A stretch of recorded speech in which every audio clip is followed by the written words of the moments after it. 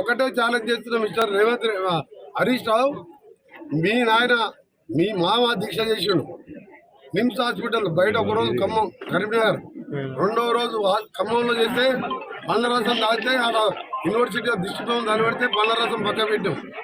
తర్వాత ఉస్మానియాకి వచ్చి ఉప్మా తినుకుంటా విటమిన్స్ తినుకుంటా చేస్తున్నట్టు నా దగ్గర సర్టిఫికెట్స్ ఉన్నాయి. ఆ డాక్టర్లు ట్రీట్మెంట్ చేసిన సర్టిఫికెట్స్ ఉన్నాయి. నువ్వు ఎంత వెయిట్ డౌన్ అయినావు, నీ బాడీ ఎంత ఖరాబ్ అయింది. అదే నేను బ్లాక్ టవర్ సెంటర్లో 11-12 రోజు నిమ్స్లో చేరించు. అది ఉస్మానియా హాస్పిటల్ సూపరింటెండెంట్ గారు వాళ్ళ టీం, ఈయన ఉన్నది నిమ్స్ హాస్పిటల్ టీం.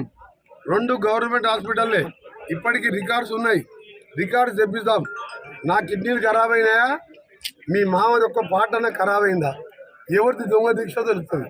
దొంగ దీక్ష తెలంగాణ వచ్చింది. అది ఆ దీక్షతో ఇలా తెలంగాణ వస్తే దాంతో రేవంత్ రెడ్డి ముఖ్యమంత్రి అయింది.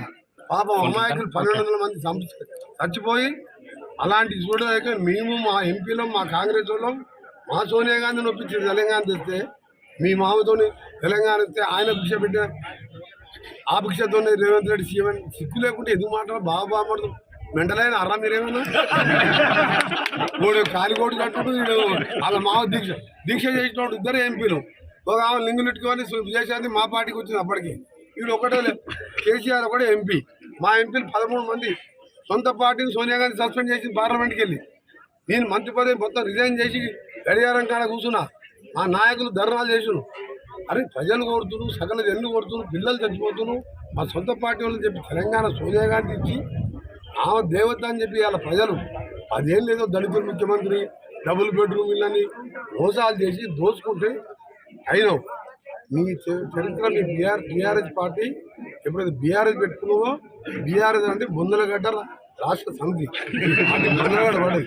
ఇక్కడ పిల్లగాడు వచ్చిండు, వార్డు మెంబర్ కూడా దిక్కులేదు.